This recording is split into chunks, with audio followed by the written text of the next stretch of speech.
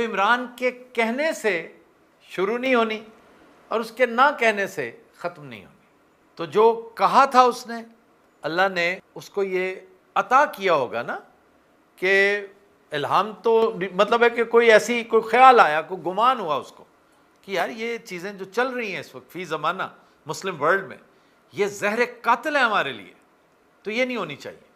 تو اللہ نے اس کو کتنا بڑا فورم عطا کیا، کتنا بڑا سٹیٹس عطا کیا، اور اس نے اپنے لیے اسی موضوع کو پک کیا اور ایک خوبصورت گفتگو کی. یہ بائی فار اس کی سب سے حسین تقریر تھی. یہ نہیں کہ اس کا موضوع ہی ایسا تھا، اس کے کانٹینٹس ہی ایسے تھے کہ میں کنونسڈ ہوں کہ اس سے زیادہ حسین تقریر عمران اور شاید کر بھی نہ سکے. تو اس نے جو بات کی تھی 100% درست تھی.